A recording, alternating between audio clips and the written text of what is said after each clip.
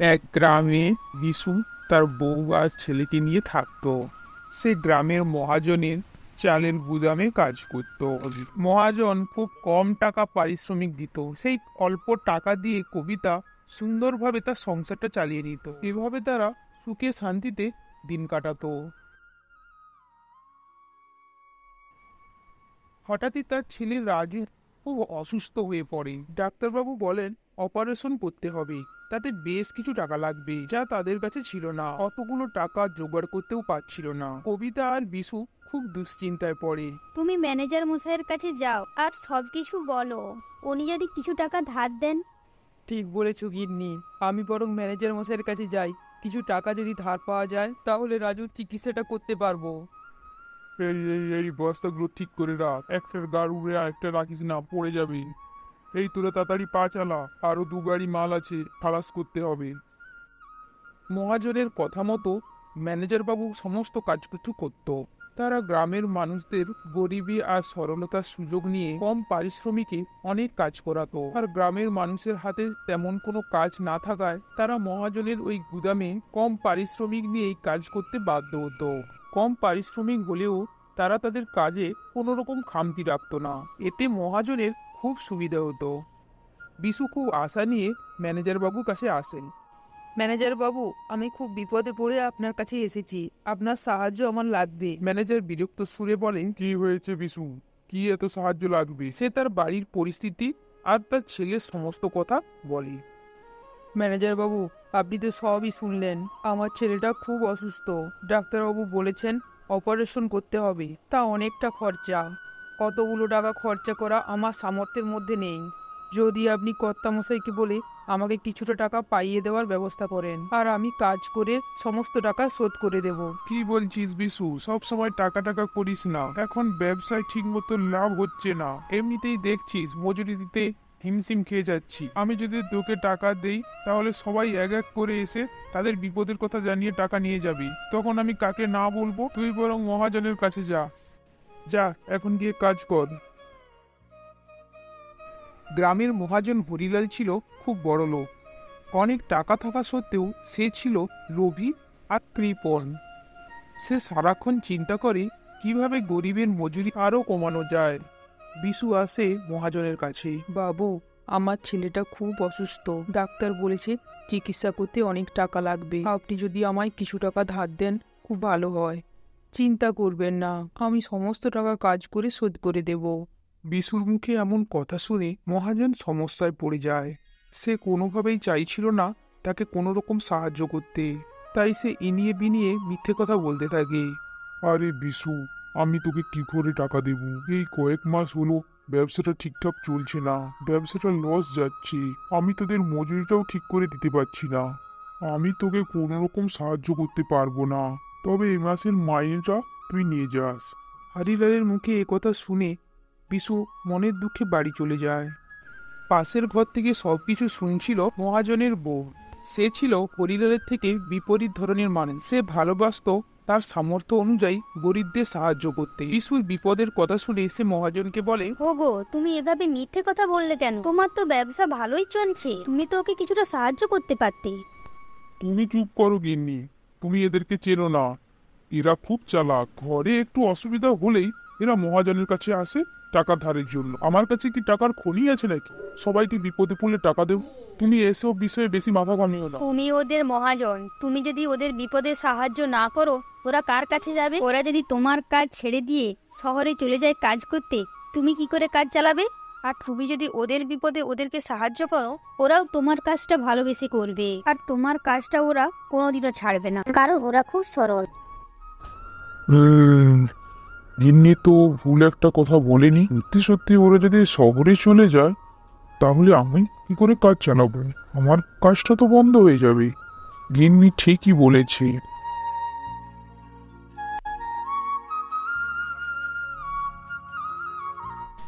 বাড়িতে ফিরে বিশু কবিতাকে সব বলে। না গো কবিতা, আমি মহাজনের কাছে গিয়েছিলাম, এক পয়সাও সাহায্য করতে তিনি রাজি হলেন না। আমি তো ওনাকে এত বছর ধরে জানি, উনি খুব কৃপণ। উনি কাউকে কোনোদিন কোনো কিছু ধার দেননি, বিশেষ করে টাকা পয়সা। তাহলে এখন আমরা কি করব? আমরা কিভাবে রাজুর চিকিৎসা করব। টাকা না পেলে আমরা তো চিকিৎসাই করতে পারবো না। বিনা চিকিৎসায় কি আমাদের রাজুটা মারা যাবে? ওগো, তুমি কি এত ভাবছো? তাড়াতাড়ি করে টাকার ব্যবস্থা করো। হায় হায়, ভগবান আমাদের এমন অবস্থা কেন দিল? আরে কবিতা, তুমি অত ভেঙে পড়ো না। তুমি এত ভেঙে পড়লে আমি নিজেকে সামলাতে পারবো না। আমি রাজুর কিচ্ছু হতে দেব না। দরকার হলে গ্রামের সমস্ত ধনী ব্যক্তির হাতে পায়ে ধরে ভিক্ষা চাইবো। কিন্তু তাতে কেউ আমাদের সাহায্য করবে বলে আমার তো মনে হয় না।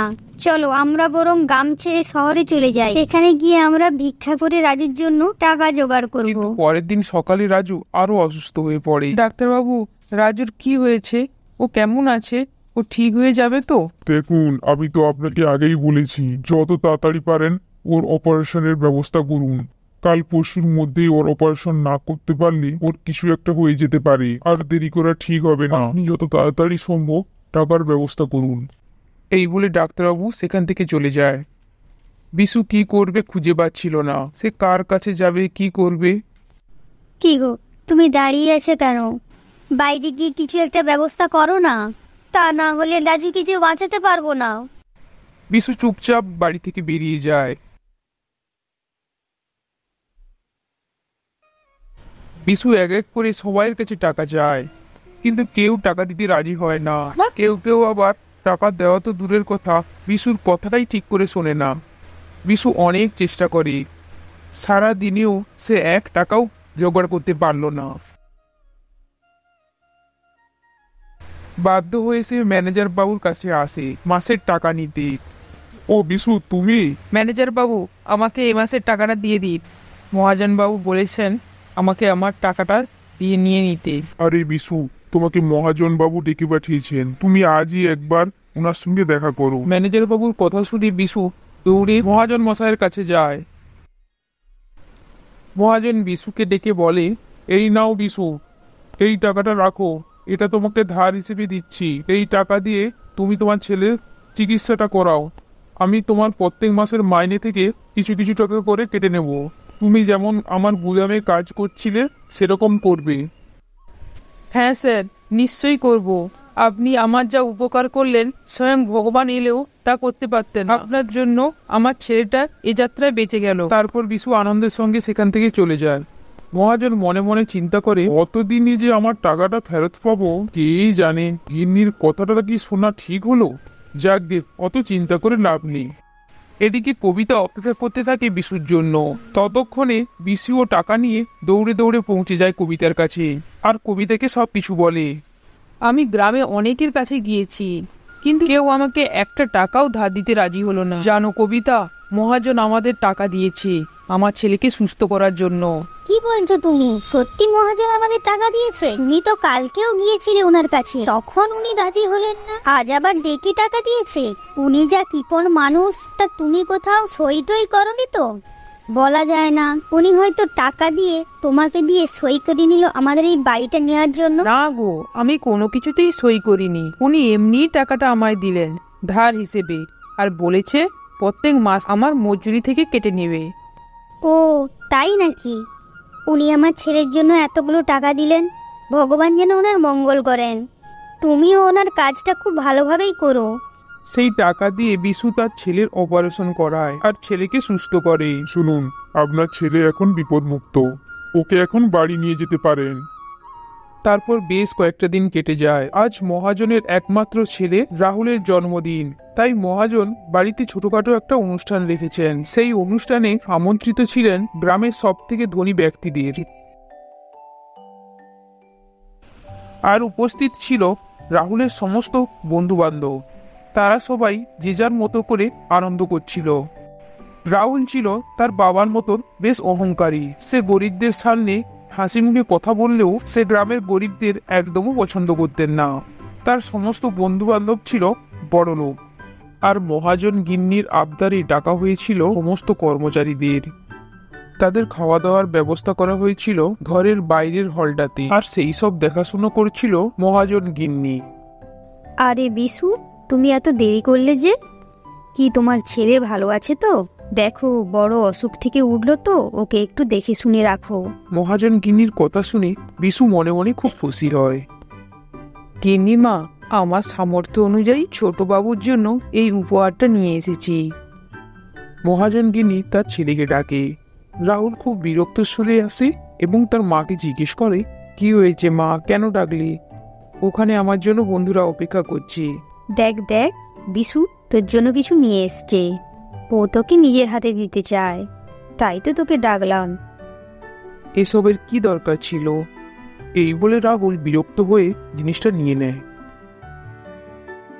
রাহুল হাস্যস্বরে বলে, ইফ গরিব দিনমজুর, সে আবার আমায় গিফট দিচ্ছে। আমার কাছে কত দামি দামি জামা কাপড় আছে, আমি কিনা পরবো একটা সামান্য কর্মচারীর দেওয়া জামা কাপড়? এরা কেন যে নিয়ে আসে এইসব জিনিস বুঝি না। এই বলে রাহুল গিফটটা ডাস্টবিনে ফেলে দেয়। একদিন বিশু আসে মহাজন হরিলালের বাড়িতে। বাবু, আজ আমার ছেলের জন্মদিন, তাই আমার বউ একটু পায়েস বানিয়েছিল। আপনি টাকা ধার দিয়ে ওর জীবন বাঁচিয়েছেন, তাই বেশি কিছু তো করার সামর্থ্য নেই, তাই আপনাদের জন্য একটু পায়েস নিয়ে এলাম। বিশুর কথা শুনে হরিলাল তাচ্ছিল্যের স্বরে বলে, আরে এসব খাবার নিয়ে নে গেল তুই? আমরা যেরকম পায়েস খাই তোরা কি সেরকম পায়েস খাস? তোরা গরিব মানুষ, তোরা যেরকম পায়েস বানাস ওরকম পায়েস আমরা খাই না। ঠিক আছে ঠিক আছে, নিয়ে এসেছিস যখন গিন্নিমাকে দিয়ে আয়। আজ রাহুলের বিশেষ বন্ধুর জন্মদিন, আর তাই সেও তৈরি হয়ে বেরোবে। সে আলমারি খুলতেই পিসু সেই গিফটটা দেখে ভীষণ রেগে যায়। সে তার মাকে ডাক দেয়, তুমি এই গিফটটা এখানে রেখেছো কেন? আমি তো এটা ডাস্টবিনে ফেলে দিয়েছিলাম। এই জিনিসটা এখানে রাখার যোগ্য নয়, এর স্থান ডাস্টবিনে। এইসব গরিবের জিনিস আমার লাগবে না। তুমি তো জানো আমি এসব পছন্দ করি না। আরে শোন বাবা শোন, উপহারের কখনো দাম বিচার করতে নেই, উপহার তো উপহারই হয়। এদিকে বিশু রুমের বারান্দার কাছে এসে দাঁড়ায়। সে তাদের কথাগুলো স্পষ্ট শুনতে পাচ্ছিল। প্রথমটা অবশ্য বুঝতে না পারলেও ধীরে ধীরে সে সব বুঝতে পারছিল। ওই গরিব মানুষটা কত আশা নিয়ে তোকে একটা দিয়েছে, তুই শুধু উপহারটাই দেখলি? এর সঙ্গে ওর আশীর্বাদ ভালোবাসাটা যে মিশে আছে বাবা। তুই একবার তো পোশাকটা পরে দেখ, দেখা গেল এই পোশাকে তোকে খুব সুন্দর লাগছে। মা, তুমি হাসালে আমায়। এই সামান্য এই পোশাক পরে আমাকে সুন্দর লাগবে? এই পোশাকের দাম আর কত হবে? মা, আমি যে জামা কাপড়গুলো পরি সেগুলোর দাম এর থেকে অনেক বেশি। আমার ব্র্যান্ডেড জামা কাপড়ের সঙ্গে তুমি এই পাতি জামার তুলনা করছো? আর এই পাতি দিনমজুরের দেওয়া জামা আমি কখনো পরবো না। ঠিক আছে, তোর যদি পড়তে নাই ইচ্ছে করে রাস্তার ধারে কোনো ভিখারিকে দিয়ে আয়। আর বলছিস এভাবে টাকার অহংকার আর গরিবদের ছোট কোনোদিনও করিস না। আরে মা, শোনো শোনো, চলে যাচ্ছ কেন? বলে যাও, এটা কাকে দেবো আমি? মহাজন গিন্নি ঘর থেকে বেরিয়েই বিশুকে সামনে দেখে অবাক হয়ে জিজ্ঞাসা করে, কি বিশু, তুমি এখানে? তোমার ছেলে ভালো আছে তো? হ্যাঁ কর্তা মা, ছেলে ভালো আছে। আজ ছেলের জন্মদিন ছিল, তাই বউ একটু পায়েস রান্না করেছে। আপনাদের জন্য তো আমি আমার ছেলেকে ফিরে পেয়েছি, তাই একটু পায়েস নিয়ে এলাম। ও, পায়েস নিয়ে এসছো? আমার পায়েস খেতে তো খুব ভাল লাগে। তুমি একটু এখানে দাঁড়াও, আমি ভেতর থেকে আসছি। এই বলে দাসুর হাত থেকে পায়েসের টিফিনটা নিয়ে মহাজন গিন্নি ভেতরে চলে যায়। মহাজন মশাই আর তার ছেলে কথা বলছিল। এমন সময় মহাজন গিন্নি সেখানে আসে। সে মহাজনকে বলে, আরে বিশু এসেছে, তার ছেলেটার জন্মদিন, হাতে করে আবার পায়েসও নিয়ে এসেছে। তুমি কিছু টাকা দাও, ওকে দেবো, আর বলবো যাওয়ার সময় ছেলের জন্য একটা জামা কিনে নিয়ে যেতে। এ কথা শুনে মহাজন আর তার ছেলে দুজনেই খুব রেগে যায়। তোমার কি মাথাটা খারাপ হয়ে গেছে? আবারও কি টাকা দেবো নাকি? ওর ছেলের জন্মদিন, পায়েস কি আমি নিয়ে আসতে বলেছি? আমি টাকা দিতে পারবো না। এ কথা শুনে রাহুল একটু সামনে নেয় মাকে। কি করছো বাবা? মাকে বকছো কেন? সত্যি তো আমাদের কিছু একটা দেওয়া দরকার। ও ছেলে জন্মদিনে কিছু একটা নিয়ে এসেছে, আমাদেরও উচিত কিছু দেওয়া। সে মাকে ডেকে বলে, মা তুমি যাও, আমি বিশুকে টাকা দিয়ে দিচ্ছি। ছেলের মুখে এমন কথা শুনে মহাজন গিন্নি একটু অবাক, আর কিছু না বলে সেখান থেকে চলে যায়। বাবা তুমি বসো, আমি দেখি কিছু পুরনো জামা কাপড় আছে কিনা, তা দিয়েই বিদেয় করব। এই বলে একটা পুরনো ছেঁড়া জামা ব্যাগে করে বিশুকে দিয়ে দেয়, আর কিছু না বলে সেখান থেকে চলে আসে। তারপর রাহুল বেরিয়ে পড়ে তার সেই বিশেষ বন্ধুর জন্মদিনের পার্টিতে যাওয়ার জন্য। যাওয়ার পথে রাস্তায় এক ভিখারিকে দেখে রাহুল গাড়িতে থামিয়ে দেয়। সে বিশুর দেওয়া জামাটা নিয়ে তার কাছে যায়।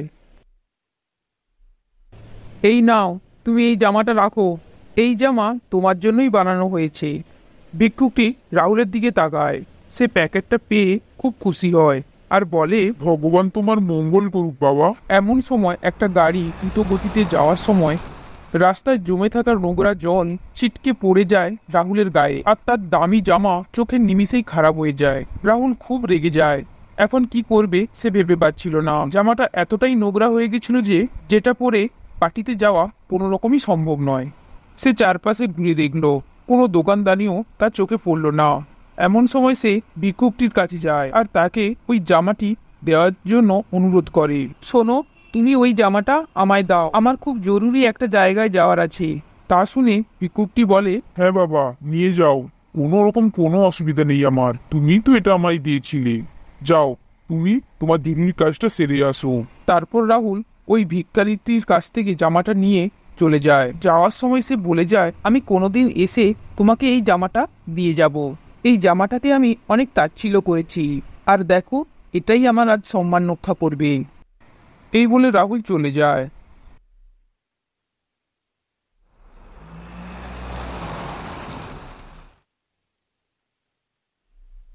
পার্টিতে রাহুল যখন উপস্থিত হয়, সবাই রাহুলকে দেখে চমকে যায়। সবাইকে এমন চমকে দিতে দেখে রাহুল ভাবে এই কমাদামি জামাটা নিয়ে সবাই হাসাহাসি করবে। এই ভেবে সে আরো লজ্জিত হচ্ছিল। ওয়াও রাহুল, তোমাকে যে কত সুন্দর লাগছে। কি তুমি সত্যি বলছো? তোমরা আমার সঙ্গে ঠাট্টা করছো না তো? আরে না না, কেন ঠাট্টা করবো? এরকম পোশাক তো তুমি কোনোদিন পরনি। আর এই রেড কালারের জামাটাতে তোমায় দারুণ লাগছে। আমি এই জামাটাকে অনেক তাচ্ছিল্য করেছি। এই জামাটা সাধারণ একটা গ্রামের দোকান থেকে কেনা। তারপর রাহুল তার বন্ধুদের সমস্ত কথা বলে। ছি রাহুল, এরকম করা তোমার একদমই উচিত হয়নি। তারপর সে তাকে একটা আয়নার সামনে নিয়ে যায় আর তাকে বলে যে দেখো তোমার কত সুন্দর লাগছে। আর রাহুলও দেখলো সত্যি তাকে এই জামাটাতে খুব সুন্দর মানিয়েছে। রাহুল খুব তাড়াতাড়ি বাড়ি ফিরে এলো। কি রে, কি এত তাড়াতাড়ি? আর তোকে এরকম লাগছে কেন? কি হয়েছে? সবকিছু ঠিক আছে তো? আর তুই তো এই জামাটা পরে যাসনি, এটা তো সেই বিশুদ্ধ দেওয়া সেই জামাটা। হঠাৎ তুই এটা পরে কি হয়েছে? আমি কিছুই বুঝতে পারছি না। মা, আমার খুব ভুল হয়ে গেছে। এতদিন আমার সমস্ত ধারণাও ভুল ছিল। তারপরে রাহুল তার মাকে সেদিনের সমস্ত ঘটনা বলে।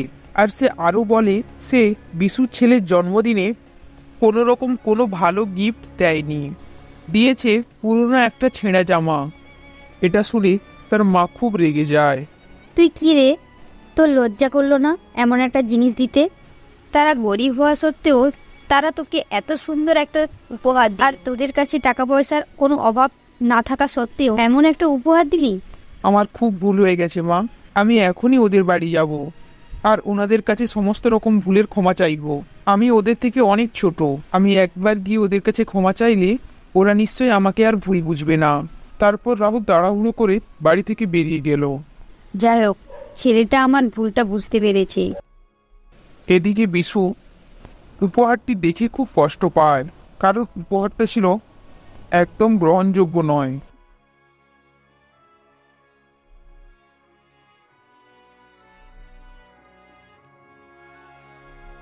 অত রাতে রাহুলকে দেখে বিশু একটু অবাক হয়।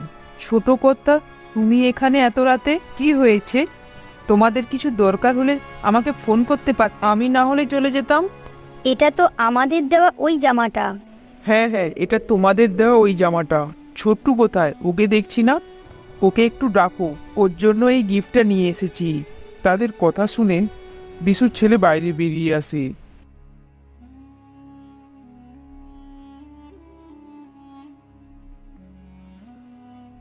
এই নাও ছোটু, এটা তোমার জন্য। আজ তো তোমার জন্মদিন না, তাই তোমার জন্য নিয়ে এলাম। যাও ভিতরে গিয়ে খুলে দেখো পছন্দ হয় কিনা। তোমরা আমায় ক্ষমা করে দাও, টাকার অহংকার আমাকে অন্ধ করে রেখে দিয়েছি। বাস তোমাদের দেওয়া এই গিফটটা আমার মনের সমস্ত ভুল ধারণাগুলো মুছে দিয়েছে। শুধু টাকা থাকলেই বড়লোক হওয়া যায় না, বড়লোক হতে হলে মন থাকাটা খুব জরুরি। আজ থেকে তোমরা আমাকে ছোট কর্তা না, রাহুল বলে ডেকো, আর আমাকে ক্ষমা করে দিও। না না ছোট কর্তা, তুমি কোনো কিছু ভুল করনি। একটা কথা মনে রাখবে ছোট কর্তা, গরিবদেরও মন আছে। আমাদের সামর্থ্য না থাকায় আমরা তোমাকে তোমার পছন্দের অনুযায়ী জামা দিতে পারিনি, তবে যেটা দিয়েছি সেটা একেবারে মন থেকে। এইভাবে রাহুল তার ভুল বুঝতে পারলো আর বিশুরাও রাহুলকে ক্ষমা করে দিল।